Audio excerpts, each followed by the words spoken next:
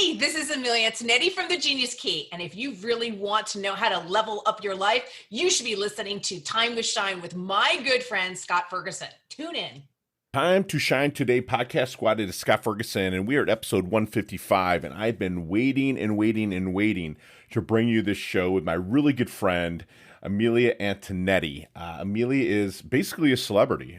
She's endorsed by Oprah Winfrey. She's endorsed by Steve Harvey.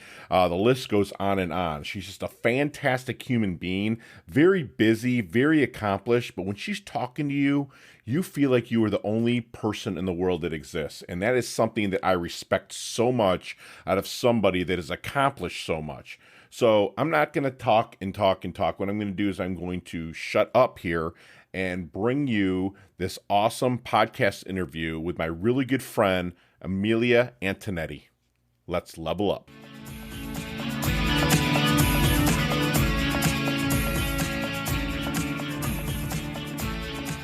Time to Shine Today, Varsity Squad. It is Scott Ferguson. And are you ready to live smarter and improve faster? You know what? My guest right now is endorsed by Oprah. It says she's a visionary and a woman to watch in business. By my dog, Steve Harvey. Amilya is a wealth of knowledge in business and relationships. And one of my I use the word idol kind of lightly sometimes, but Zig Ziglar is somebody that's, fantastic. I was able to actually do some speaking with his son on a couple of virtual seminars, but he said Amilya is one of a kind natural leader. Amilya Antonetti is the creator of the Genius Key, which I took the test, which we'll go over that in a little bit, and is one of the most sought-after human behavior and strategic advisor experts in the world. Her deep in-the-trench experience leading organizations and identifying why a company exists and measuring it against how it and their people show up in the world is changing the way we onboard back to business. In 2020, she has successfully led companies through some of the most challenging succession planning, M&A, merger and acquisitions, and crisis change management work. In a series of success planning, nearly 30 years, she's the creator of the Genius Key. And without further ado, here's my really good friend, Amilya. And Amilya, please come on, introduce yourself to the Time to Shine Today Varsity Squad. But first, what is your favorite color and why? Ooh, white is White. my favorite color. Yes. Yeah? Yes. Why First is of all, that? hello, audience. I've been so excited to come talk to you. I can't wait. I'm so excited to be here. And the reason white is because it is a clean palette and you can go anywhere from there. I love it. I love that. So, Amilya, let's get you've did so much. And we say 30 years. If you're watching this on YouTube, I mean, she is obviously gorgeous, but she doesn't look like she could be doing anything for 30 years. Can you give us kind of like your origins, kind of where you came from? I know it's a huge Italiano family that you come from. Yep. But Italian mixed with more Italian. Yes, exactly. I'd love to be in that household during some cooking one day. I might even be able to. I love to cook. I love to cook. That would be an honor. I think that's how you really get to know people is by breaking bread together. Yes. Yeah. So give us a little bit of origins, please. I think we came to this country with the American dream. My dad tells the story about Mickey Mouse thinking that that's what he was going to see when he stepped off the plane. Big ambitions. I'm so grateful that, my parents took that step to bring us here. My life would have looked entirely different if I wasn't in the United States of America. So I am a very, very grateful, citizen. I'm a big military family. My uncle, Air Force, my brothers are Marines. We've got Army. I had probably one of the biggest honors of my life was speaking in front of the National Guard. And considering that I'm just a civilian, that they asked me to come speak, I was like, whoa, that Eagle trophy that I got for speaking with the military is probably one of my most treasured. Because I've learned so much from the military. When my brother decided to sign up to be a Marine, the Marine Corps didn't realize that they were teaching me too. Wow. That's fantastic. And everyone knows that I'm a patriot and I love my country and, serve the country and whatnot. But so you're very, very accomplished individual and you kind of downplay it every time I say it, but let's get into some of that, like where you kind of started in your aha moments in life. Cause a lot of times I'll go, hey, what was your aha moment? But you've had a few of them because you've did things that, I don't want to get too deep into them because we could talk forever, but like, what was the aha moments that really woke you up? Like maybe your biggest one, Amelia. You know, so I get them every day, right? And I think that my biggest aha was really listening to that inner voice, that inner instinct. When you're younger, you try to validate that internal voice. You look for confirmation in others or the universe, God. What you look for confirmation where it's your journey. It's what you're here to do. So you're not going to get confirmation because it's your story. And so trusting that I have this feeling, I don't need to validate it. I need to trust it. And that really is still my biggest lesson, where my instinct will say to me, we should move on this, or this is the next trend, or this is a person we should hire. And somebody will go, wait a minute, have you seen their resume? And I'm like, I'm telling you, this person's a winner. And so I no longer, now that I'm in my 50s, I don't even waste energy explaining to you what I already know. I know what I know. And if I don't know, the movement towards it will give me the more information so that I can kind of pivot. I think that is part of the reason why I am always willing to do anything with a military person. I will hire military immediately. Anything that I can do that's training from the military, because they hone in that sense with their brothers and sisters, right? The instinct that's beyond tactical information. And that instinct is the instinct of an entrepreneur. And I say it to people all the time when they go, I can't find good people. I'm like, really? Hire a military person, a first responder, retired law enforcement, because you get this sense of responsibility in movement, right, and leadership of a pack. And they can adapt and overcome as well, a lot faster than what people, a lot of people don't have that. I do the same thing. I hire military, and the people will say, well, they don't have a degree. I don't give a shit. It's like they have experience that you won't have ever. So Sergeant Bivens, we're going way back now, taught me something years ago. He was my brother's direct report. And I said, I'm sorry. I did something and I said, oh my God, I'm so sorry. He goes, don't tell me you're sorry. I was like, whoa. He said, what are you going to do differently? Sorry means nothing to me. Tell me what you're going to do differently next time so I don't have to have this conversation with you again. Wow. And I was like, there's a powerful moment. Yes. Right? Because a sorry is just a waste of, it's not telling me we're not going to repeat the experience. Right. And so I took that to heart and built that knowledge into my company so that when we find that we could have done something differently, we build it into the processes and the conversation to say, well, what are we going to do differently? Why are we doing it differently than we did it before? And does everybody on the team understand the learning that just happened, whether it's one individuals or a group of people, so that we all grow together? I love that, because I hear a lot of responsibility, and we say at Time to Shine today, with the clients I coach and within our squad, responsibility is rooted in the ability to respond. And what you said, don't be sorry. How are you going to respond to it? What are you going to do differently next time? That's fantastic. Thank you for, putting that out there, Amelia. So, human behavior specialist, what kind of secret sauce did you use really to help people find their blind spot, like level up past their blind spot in the human behavior, like when you were coaching people? And I know you still do, but like, what was your secret sauce in doing that? So it was the game changer for me early on. When I realized that there was no way for me to compete against Procter & Gamble, Dial, and Clorox, the big boys, without people, right? So we say people are our greatest asset. But as businesses, we don't treat them like they're our greatest asset. We treat them like they're disposable, right? That top-down hierarchy is not healthy for any human. It's just not healthy. And so it's like, okay, I can't learn their model and think I'm going to get to success, because their definition of success is disposal of people. And so that's not my definition of And they success. won't admit that either. Of course not. But we have so much indication that if anybody who's been working inside corporate America will tell you it's not healthy, right? It doesn't set us up for good relationships with our peers. And so I was like, I have to do something. And so I said, well, what is it really that we want as humans? Like, what is it? Why do we go to work?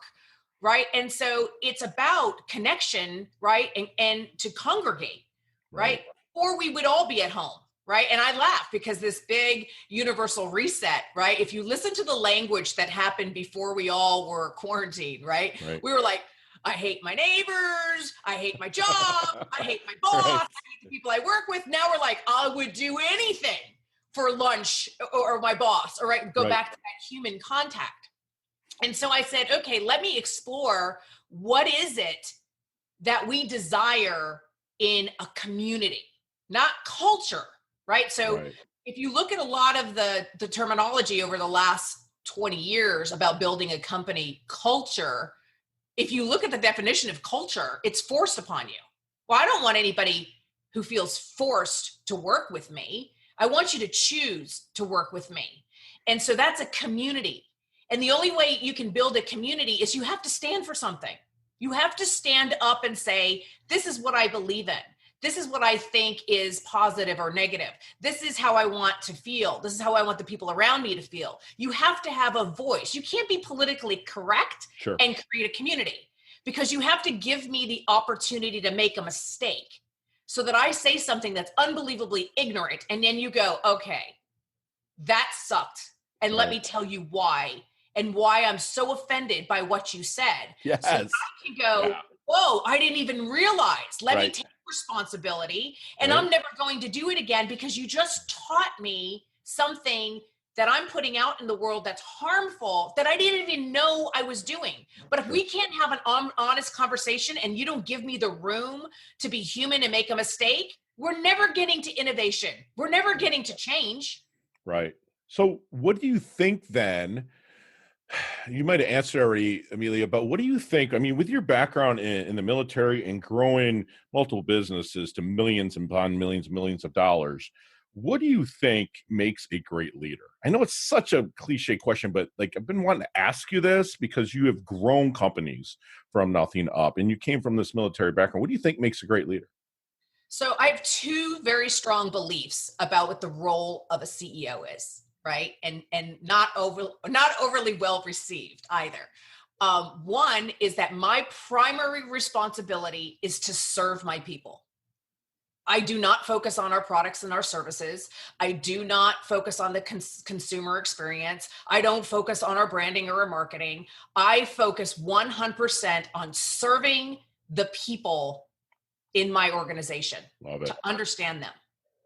And if I serve them well, then I trust that they will then serve others. Love it. But I can't go in two directions at the same time. I can't be serving them and also worrying about some other type of service, right? And so the word service, for some reason, people feel that that's some way subordinate or submissive. It's actually one of the biggest responsibilities that you ever could take on, is to truly serve others. Absolutely. The second is that a CEO is a witness. Human beings need a witness, somebody to say, wow, I see and I witness you're in pain. I believe what you are telling me, right? Every person, when they can be validated, to be seen, heard, and recognized for who they are and what they're contributing in the world, the entire momentum of the group changes. Love it. And that is the role of the CEO. I hear you. I see you. I'm trying to understand. Let me in so that we can be better together. Love that. Love that. So, Amilya, let's get in our DeLorean with Marty McFly. Okay? Yeah, okay. Let's go back to the 23-year-old Amilya. My favorite number, by the way, 23. Great. what kind of knowledge nuggets, that's what we call them here at Time to Shine today. What kind of knowledge nuggets are you dropping on the 23-year-old Amilya to maybe shorten her learning curve, level up quicker, take action? Oh boy, there was so many. I think that my younger self really, really, really needed to know that the false belief of not getting hurt, of not being let down, of not letting bad things happen is not realistic. Wow, that is strong. Wow. It's going to happen. It's going to happen no matter what, right? That's I what you, kept thinking, right, that I was going to learn something or get to power and influence, wealth, and then all these bad things weren't going to happen anymore. And the reality is they happen more. yeah, the more you go up the proverbial ladder of life or whatnot, the more obstacles you're going to have to overcome. Correct. Right. And so what I needed to do at 23, which has taken me a long time, was to change my perspective when I get ouch moments. When I really, really invest in somebody, when I trust in a friend, when I hire the person for an opportunity and they let you down. Wow. To say, this isn't about them. This has nothing to do with them. It's your reflection. It's about you. Wow. Because you cannot see in others what does not live within you. Wow. So if you see violence, it's because violence lives in you. If you see mistrust, it's because mistrust lives in you. Whatever you see in another individual, whether you look at an individual and you go, wow, that person's inspiring, or wow, that person's a criminal, Sure. it is a reflection of you. It's a mirror. Yeah, absolutely. So And that's a hard one. yeah. It's a hard one. So I try to teach myself, my team, the people in my life to say the most important conversation that you have every day is the first one you have in the mirror. Right. Yep. Because Absolutely. that's the learning for the day. What's really going on here is in that conversation, because it's going to start to uncover what really is going on. Sure. And remember, my perspective is what's going on for me. Right. Your perspective may be that you and I are having a conversation on your podcast. My perspective may be that right now what I'm doing is I am facing a fear of bonding with a different audience. My fear of maybe I'm not going to be accepted in this younger, kind of hipper, cooler audience, right? So for what's going on for you and what's going on for me are two different things, but they're both real. Right. Right. Love it. That's very transparent. That's awesome. So being a female and now a very powerful one, what was a big obstacle that you had to really break through being a female? Because I mean, you told me the story about the start of the Listerine strips and being overseas, and they kind of laughed at you and whatnot. Like what do you find was the biggest obstacle? And what did you do to like kick that freaking door down and whatnot? So first of all, you got to remember where I was, right? So in the 80s, when I started my first company at 17, I sold it at 19, right? In the 80s, there was no Oprah, there was no Martha Stewart, there wasn't like a bunch of women for me to look at and go, oh, there's my role model, right? At the time in the 80s, there was Whoopi Goldberg doing Jumpin' Jack Flash and getting a lot of flack because she was a white guy, right? And then there was Barbara Walters, who was this fierce interviewer on TV. And those were really the two big influences. And I was like, well, I'm no Barbara Walters. Like I have no desire to go and be a journalist, right? And I loved Whoopi, but I'm not funny, right? So I was like, I don't identify with either one of them, right? And so the momentum of the 80s coming into the 90s was a very strong female empowerment. You know, women don't need men. We don't need any, like this really kind of negative energy. And I understand where the momentum was coming from because we were trying to climb the corporate ceiling and all that kind of stuff. But that wasn't my experience, right? So even though other women were like, hey, you know, jump on this female bandwagon. you forget that it was men, right? So when I joined at the time, which was YEO, which is Young Entrepreneurs Organization, which is Right. now EO, they dropped the Y. There was like 6 women in the entire organization. And we really wanted mentors. It was the first time I heard the word mentor, but none of the men, they were like, oh, hell no, my wife is not going to be letting me mentor you. Right. So I was doing interviews with not just the men, but the women. And it was a forum group, a group of men who had been in forum for a long time, who decided to say, you know what, let's bring this chick in because we don't know how it's going to impact us, but it's going to impact us. A new member would have affected anybody, whether I was male or female, but more so because I was a female. Sure. And those men became a game changer for me because it was a place for me to have conversations, for me to understand how being female was different than being a male CEO. Right.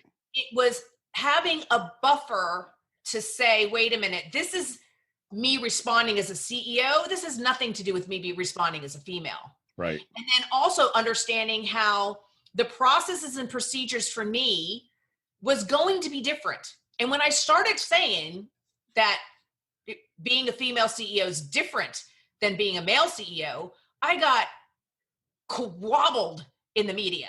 I mean, they came after me like nobody's business. How dare you? Because a woman can do a job as good as a man. And I'm like, that's not what I said. I think a woman absolutely can do many jobs as well as men. And there's jobs that we can't. Sure. And I didn't learn until I climbed Kilimanjaro that peeing standing up is an art form, right? I mean, I was like, holy, now I take back everything that I ever said. Now that I try to shiwi, freezing cold, I get it, right? I was like, there's just certain things that we're not wired to do naturally. Doesn't mean we can't learn them. Sure. But when we go back to just physics, right? There's just things that are just different. It just not good or bad. It's just different. So it started unraveling for me. Well, what's my genius, right? So if I came in this packaging, how does this packaging impact my brilliance?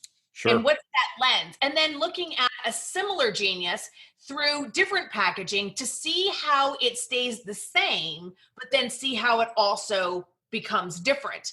And really just peeling back all of these different layers. Love it. And then okay with the fact that when people came out of me and said, oh, well, the reason why you built a school inside your business, because I thought no parent, right, should have to commute to their child and make a living. That when they said, well, that's because you're a female CEO. And I was like, or because I'm a great CEO. Right. I love it. Or it could be this other thing. And not to take it so personally, right? Because people just say what they say because they're trying to find their way. And sometimes it comes out in real ignorance. I mean, I've had all kinds of things said to me and I kind of go, interesting. I wonder where you're coming from. Instead of being offended, I want to know, where are you coming from and what experience led you to that conclusion? Right. So I can understand with empathy and be able to either leave you a nugget to try to help you to go, actually, your story you're telling you has no legs. Right. Or let it go and just say, this is not my lesson to learn. Gotcha. Yeah, I love that. What you kind of brought back that you cannot see in others, but does not live in you. And like, that's what other people will come at you because it's something that's already inside them. So Amilya, I want to know how you want your dash remembered. And so does my squad. They want to know, like, that little line in between your incarnation date and your expiration date. What is that dash? How does that look like for Amilya? How do you want that remembered? And that's beautiful. I love that. Right. So one of the exercises we do in the Genius Institute is we ask everybody to write their headstone. Okay. Right. Because I'm a big believer that if you know and define where you're going, the rest is easy. Right. And so that dash is that same concept. And so for me, my headstone says she made a difference. And so my only goal, whether you like me or you don't like me, or whether you agree with me or you don't agree with me, is to get you to think, to make a difference in your thinking. Even if you go, okay, I heard everything you said, Amilya, and I still disagree, you now have the value of why you disagree. And that is just as important. Love it. And so let's get to this genius key. And I'd like to spend about 5 minutes or so on this. Okay. And I had the opportunity. Amelia was so gracious to send it over to me, and I got my results. And I want to kind of start about the genius key and what it will do to help companies and others level up.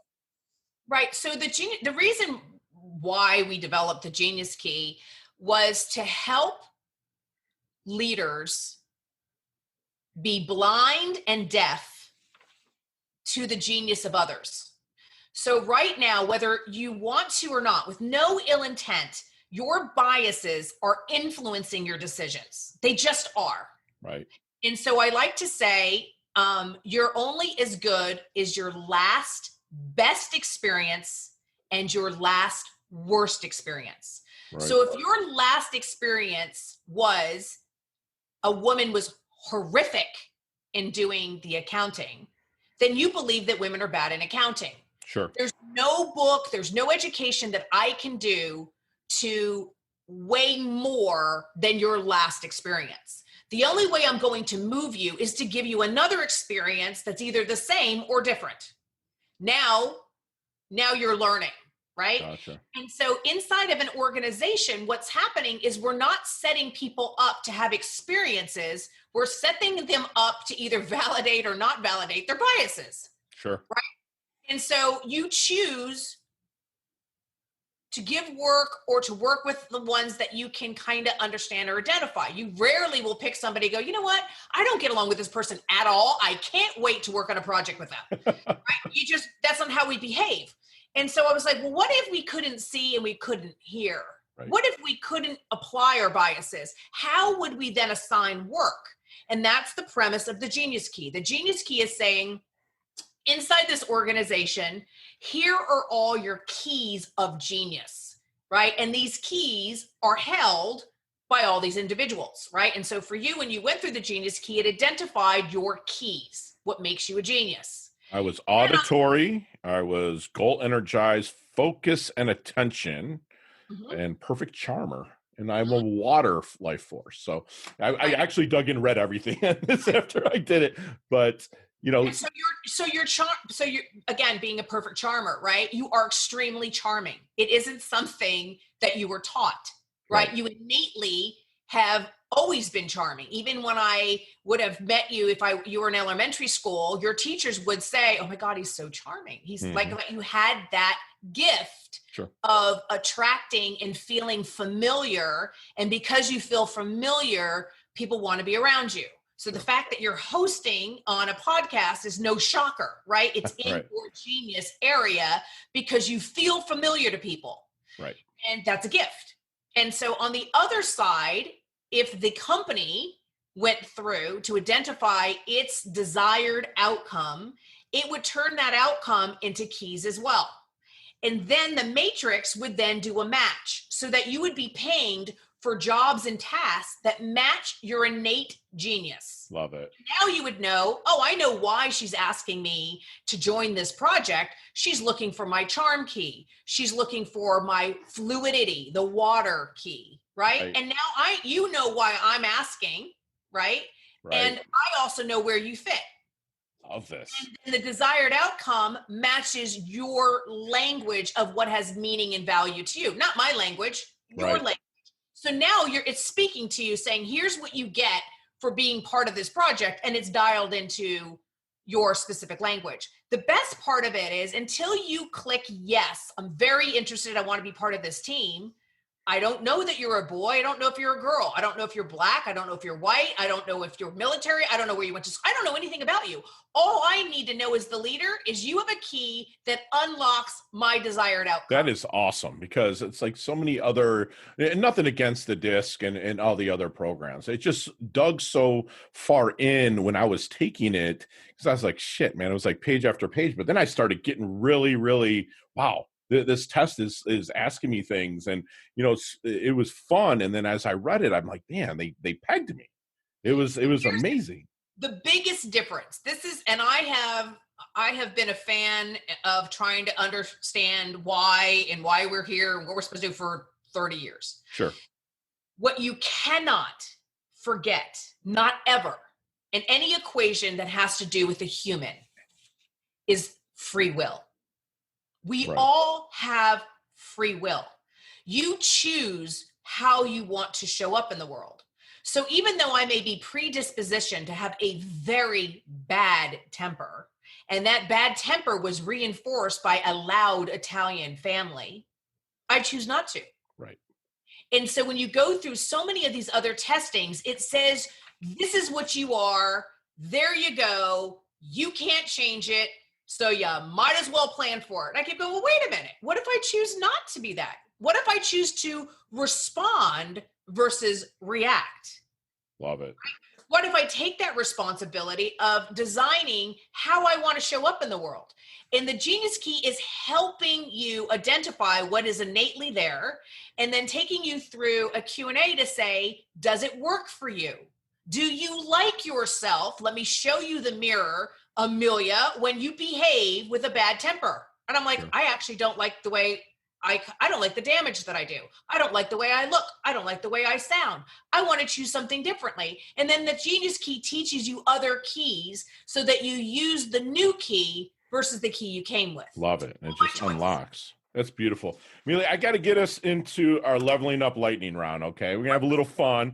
You and I could talk forever on each one of these, and maybe we will one day in the future, but... Oh, I'm coming down your way. Are you Awesome. coming? I'm going to be a visitor. Yes, you better. You better. We're here in South Florida paradise, but you and I could talk forever on each one of these, but you got 5 seconds. No explanation on any of these, and I'm going to hold you to it. You ready? Okay. All right. Amelia, what is the best leveling up advice you've ever received? Trust your gut. Love it. Share one of your personal habits that contributes to your success. Getting in nature. Love that. So not the book you're reading now, not the book you wrote, not the flavor of the month. If I'm in my doldrums and I'm like, shit, and you're like, Fergie, read this. What is it? Anything from Sinus Cynic. Beautiful. Beautiful. Your most commonly used emoji when you're texting. Oh, squishy hugs. Squishy hugs. If physically, if you could be one age for the rest of your life and continue to have knowledge and grow in your wisdom, what would it be? 45. Love it. Your favorite charity and or organization you like to give your time and or money to? War on Suicide. Thank you for saying that. My little brother took his life, so I give the same thing. So what is that last question? You can elaborate on this one a little bit, but what is the best decade of music? 60s, 70s, 80s, or 90s? Ooh, the best decade of music.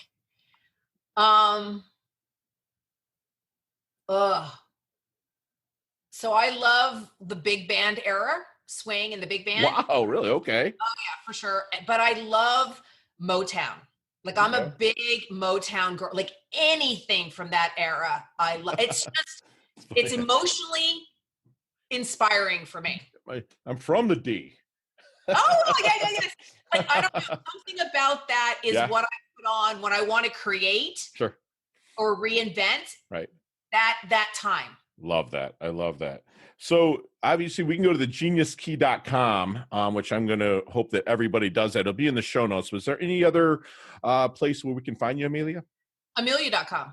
Love it. And you got to check out that website. That's fantastic. Amelia, quickly, leave us with one last knowledge nugget you want us to take with us, internalize, and take action on.